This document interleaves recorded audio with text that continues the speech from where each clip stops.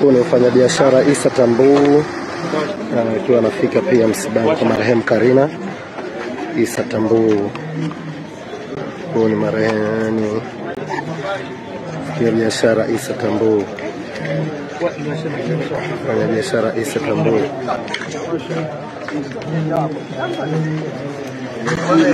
Huyu ni mfanyabiashara Issa Tambuu Mchebe. Jinsi ambavyo ulifika ni jinsi gani kama wewe kama mapema pamoja na wengine kwa kujisamia labda kwa kufanya naye vipi unaweza kuambia?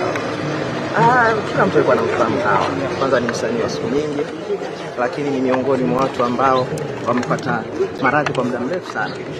Kwa hiyo ni moja ya kufanya mimi nifike kwenye msiba. Kwanza na huzuni kwa sababu ni moja ya mtu ambaye amepata maradhi ya muda mrefu sana. Kwa hiyo nimekuja kama Mtanzania na kama shabiki yake. Issa, wewe ni mmoja kati ya watu ambao kwenye mitandao ya kijamii unaonekana sana, na inawezekana ukawa ushakutana na clip au unaweza kukutana na full interview ya dada huyu alipokuwa akiomba msaada kwa ajili ya kupambania afya yake. Hebu tupitishe kwenye hadithi moja ambayo ushakutana nayo katika vipindi ambavyo ulifanya dada akiomba msaada kwenye mitandao. Vingi nimeona, lakini vyote vilikuwa vya huzuni na majonzi. Kwa sababu ukiona mtu anajitokeza kwenye mitandao ya kijamii anaomba msaada kwa ajili ya matibabu, ni huzuni kwanza.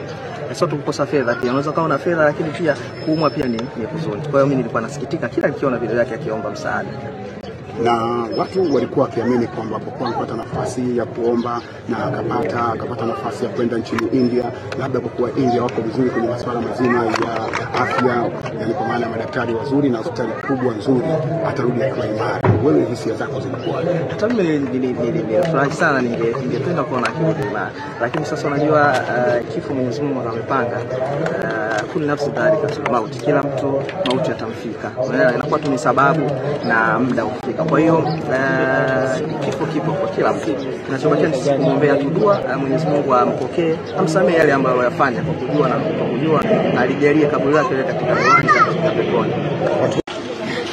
Huyu ni mfanyabiashara Issa Tambuu akiwa anafika pia msibani kwa marehemu Karina Issa Tambuu. Huyu ni marehemu biashara Issa Tambuu, mfanyabiashara Issa Tambuu.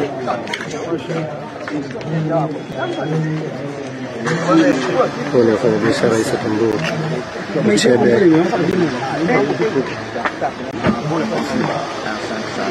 Jinsi ambavyo ulifika ni jinsi gani kama wewe kama mapema pamoja na wengine kwa kujisamia labda kwa kufanya naye vipi unaweza kuambia? Kila mtu alikuwa anamfahamu Hawa. Kwanza ni msanii wa siku nyingi, lakini ni miongoni mwa watu ambao wamepata maradhi kwa muda mrefu.